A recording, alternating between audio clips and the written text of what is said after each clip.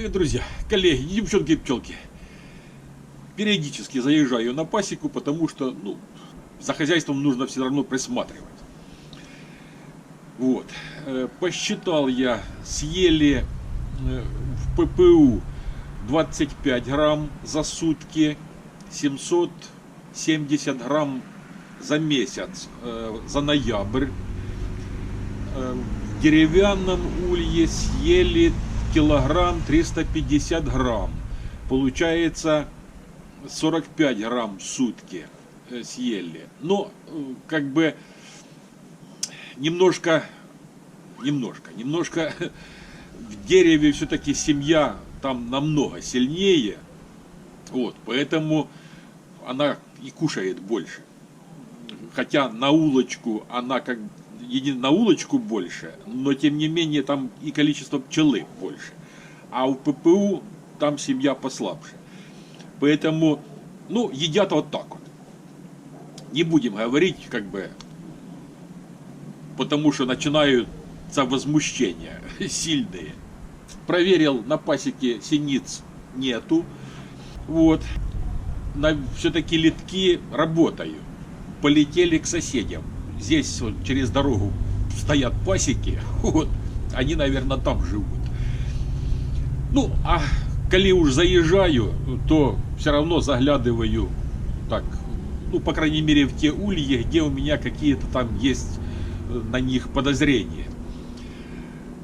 Хотелось бы о другом сказать, что я буквально, недавно относительно выкладывал видео о том, как пчелы избавляются от воды из клуба.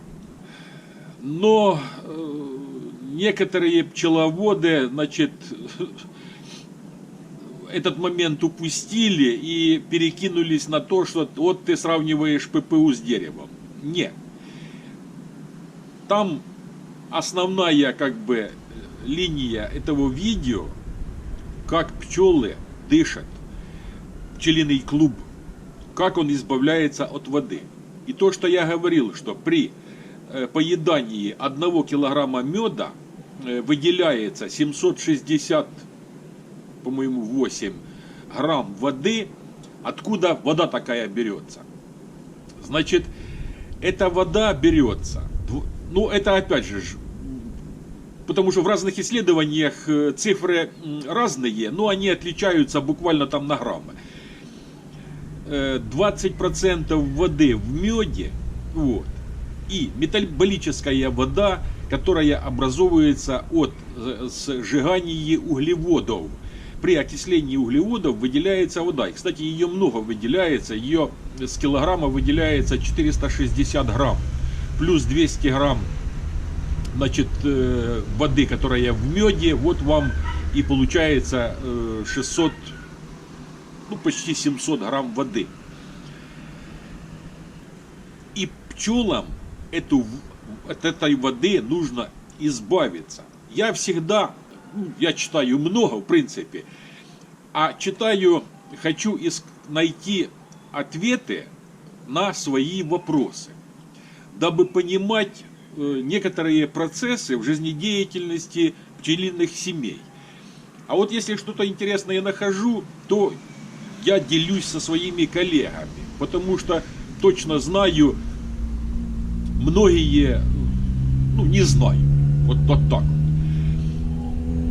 Так вот, сейчас пошла шумиха, морозы, и до минус 30, там, и зима наступает, и что делать, и мне пишут там пчеловоды, которые только начали, что делать, утеплять, не утеплять, заносить, не заносить. Некоторые пчеловоды заносят пчел в помещения, там, в амшанники. Но я вам скажу так, что если это амшанник, то имеет смысл занести, потому что амшанники строятся по определенной технологии.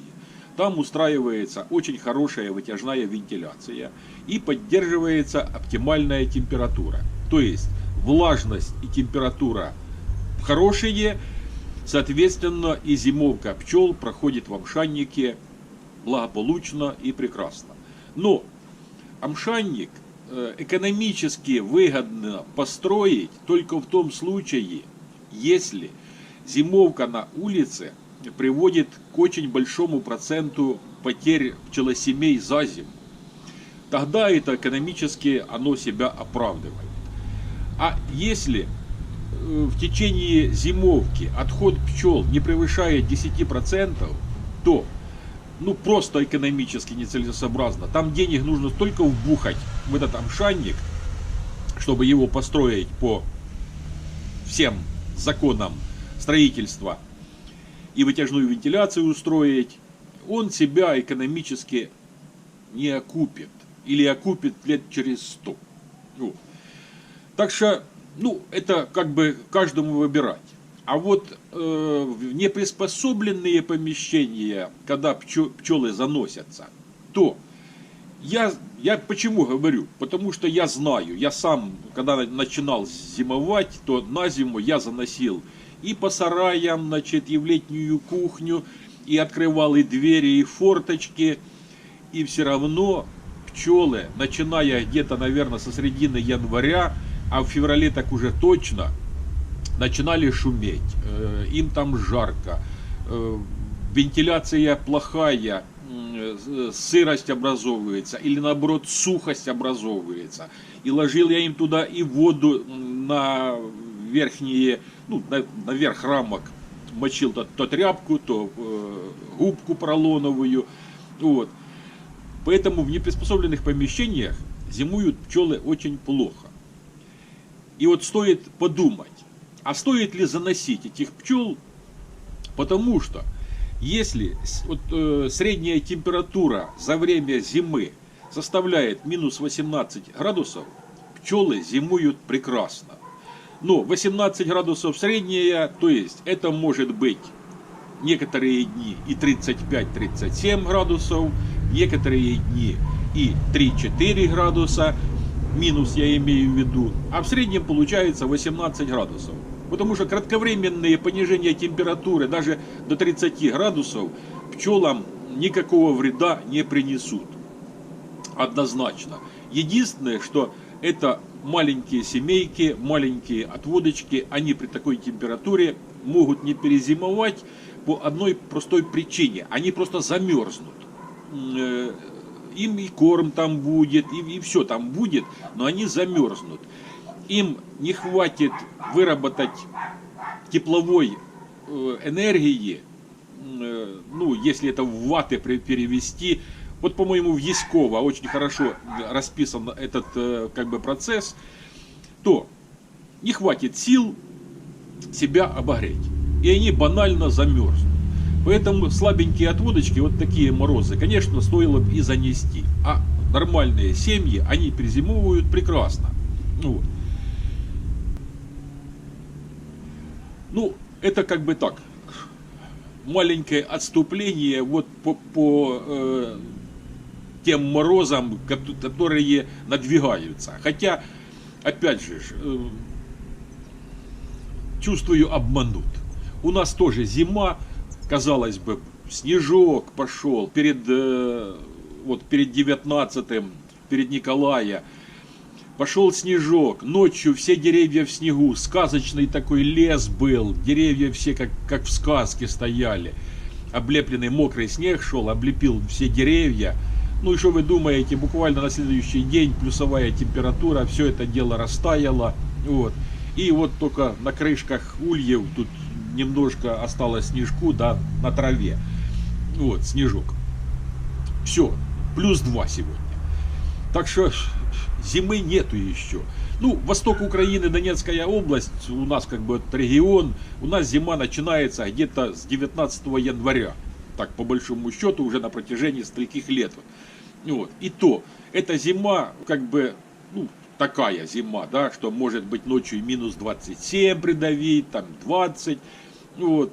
Это буквально недели 2. А потом качели начинаются опять. Вот почему у нас в нашем регионе плохо проходят зимовки, потому что при стабильном нормальном морозе как бы зимуют пчелы лучше. И еще один момент не сказал, что вот не знаю, с чем это связано, но я позакрывал литки. Единственное, не закрывал литки, это у тех верхние литки, у кого стоят на этом, на донных пыльцесборниках. Вот. Потому что здесь литок очень большой, и синица туда залезет, в этот литок. Не стал закрывать. Так вот, в деревянном улье я закрыл верхний литок, а потом смотрю на следующие сутки, а у меня показания начали падать влажности. Влажность начала уменьшаться. Хотя на улице изменений никаких не было. Вот. Да и сейчас сыро, влажно, влага такая хорошая, ну, высокая влажность. А влажность в деревянном, температура не поменялась. Значит, шумели, ну как они шумели, так и шумят. Значит, потребление кормов тоже не увеличилось. Но, тем не менее, влажность упала до, ну так, 73-82. В некоторые дни, ну, до 85% составляла влажность. Какой-то парадокс. Ну, уже открывать не буду, чтобы проверить обратную как бы реакцию. Но, тем не менее, вот такая вот ситуация. Ну, а сейчас, значит, давайте глянем вот там, где я подсиливал. Два отводочка, да, они там через перегородку, и я в один и в другой подставлял по рамке пчелы. Значит, как они сидят. Раз. И потом, значит, заглянем туда, где я подсаживал матку. Там они на край выкучились, но сейчас вот плюс 2, а перед этим ночью немножко подмораживало. Ушли они вот с крайней рамки или не ушли? Интересно все-таки глянуть. Вот сюда вот я вот подставлял рамочку с пчелой. Значит, снимаем крышку. Что здесь у нас? Так, тут сухо.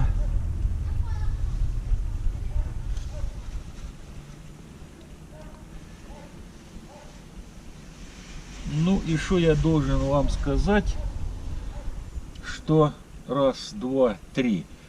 В 3 улочках здесь пчела. И здесь в 3 улочках тоже пчела. То есть возле перегородки пчелы собрались. И здесь 2 улочки. А здесь даже одна рамка как бы и лишняя получается в этом отделении. Вот. Подмор, ну, с десяток пчел есть. Как бы это естественный процесс. Отход пчел все равно идет. Так что тут сидят нормально. Ну и здесь тоже.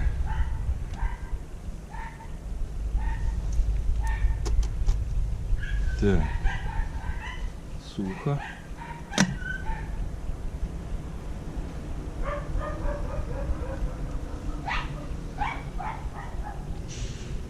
Ну, сидят нормально. То есть опять возле перегородки сели. Здесь 2 улы, 3 даже. И возле этой стенки. Раз, два, 3. Вот. И сюда я вот подставлял рамку с пчелой. То сидят они раз, два, 3. И он, пчела, лазит возле стенки. Сидят спокойно. Как бы без никакого, без ничего. Так, ну это я уже для себя гляну.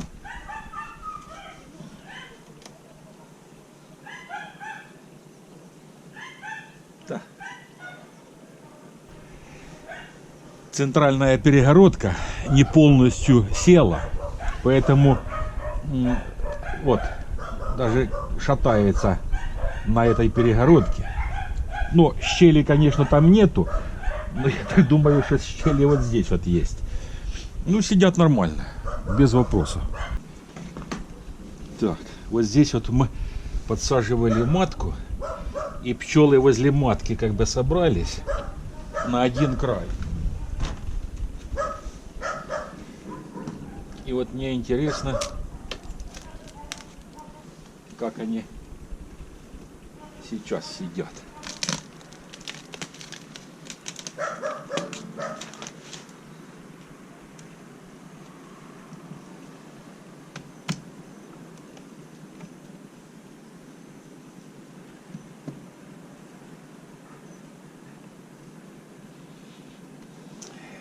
Все-таки пчела вылезла между заставной и крайней рамкой. Ну и пчелы раз, два, три, четыре, пять. Ну и вот это шестая улочка получается. Ну кто его знает, может в морозы все-таки залезут назад. Трогать не буду, пускай пока так зимуют. Ну в улье сухо. Вон капелька воды выпала.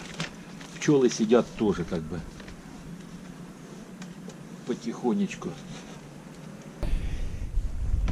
А вот здесь вот был слабенький отводочек. Матка поменялась, не нагнала пчелы. Ну и короче тут немного пчелы было. Я когда гнезда собирал, я сюда поскидывал расплод, печатный расплод с других семей. И поскидывал полный вот сюда 10 рамок. Тут было 4 рамки, я сюда еще 6 рамок с печатным расплодом сюда добавил. О. Так вот, на сегодняшний день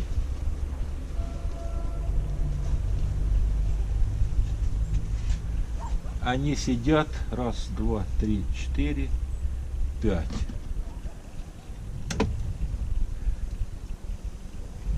Вылезли между заставной.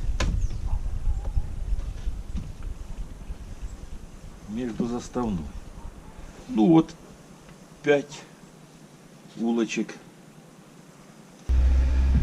Ну и вот эта семейка, которая у меня осенью, было очень много на дне подмора. Ну когда я гнезда собирал.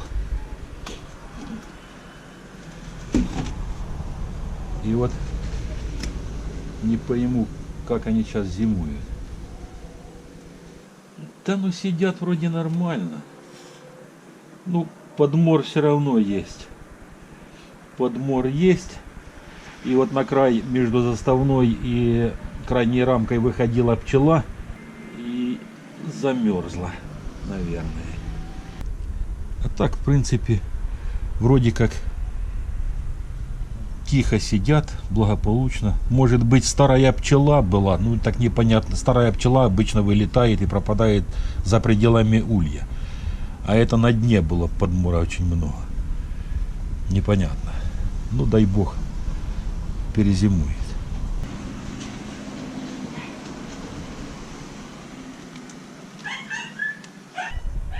Вот таким образом даже и не шевелятся. То есть, как бы зимовка проходит нормально. Мне всегда не нравится, когда пчелы вылазят вот сюда шапочкой наверх и неспокойно во время зимовки, неспокойно себя ведут. Вот это это уже непорядок. Зимующий клуб, вид у него вот такой вот. Сидят в улочке, верхняя оболочка клуба плотненько сжатая.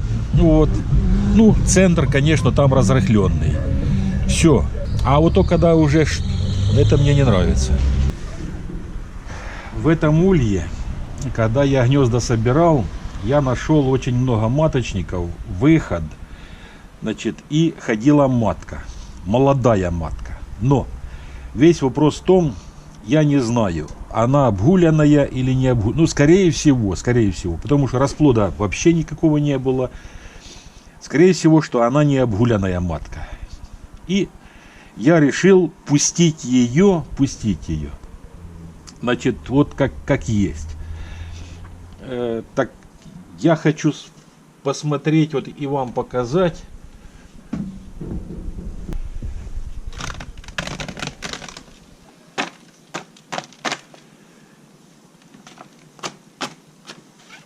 И, кстати, они, видите, Не нравится. Я вот перед этим буквально говорил, что мне поведение вот такое вот не нравится.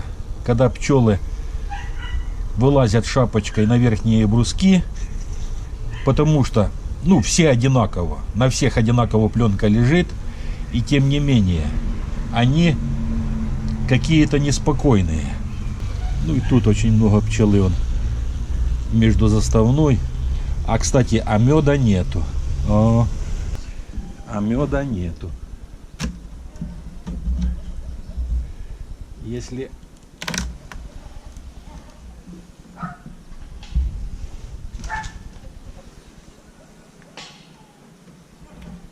Так, переставим мы эту рамку вот сюда.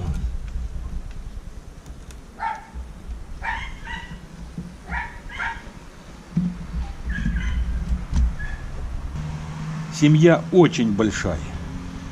Ну, буду наблюдать. Единственное, что если вот морозы придавят и они будут вот так же само себя вести, то я возьму отводок и прямо с маткой сюда струшу отводок. С плодной маткой. Вот поэтому необходимо даже зимой, в оттепель, в мороз, заглянуть. Я не говорю, что это нужно вот именно вам заглядывать. Это я заглядываю для того, чтобы понять процессы, как зимуют пчелы при той или иной ситуации. Вот буквально матка молодая, не обгуленная, да, я перед этим показал, все сидят не гугушечки, спокойненько. А вот эти, уже видно, что они плохо сидят. Вроде бы как и в клубе, но движение вот это вот не нравится. Вот. Пасека зимует, отводки зимуют. Так что я вот укрывать ничего не буду. Почему? Потому что неоднократно уже рассказывал, у нас улей, вот это вот коробок, который ограничивает гнездо, он защищает гнездо пчел от ветров, от внешних каких-то осадков. Все. Функция больше его ни на что не способна зимой. И вот говорят, я видел, значит, пленку берут на гнездо, сверху на рамки ложат, и потом ее как бы заворачивают, так вниз опускают. Не делайте этого ни в коем случае. Семья может пропасть. Если только пленку туда низко опустите, даже до самого почти дна, значит, там водяной купол соберется. И пчелы, вот особенно когда сырые, вот такие промозглые дни, когда сырость на улице и сырость в улье, она уравнивается. А плюс еще в клубе вода. Можете себе представить, значит, пчелам нужно избавиться от воды, которая находится в клубе, а ее окружает вот это вот водяные пары, воздушные. Очень трудно им с этим делом справляться, очень трудно им избавляться от этой влаги. Вот. И если вы пленкой вот так вот закупорите ее, что там те 5 сантиметров сзади оставляй, мы вот оставили тут для продыхов. Вот. Это ничего.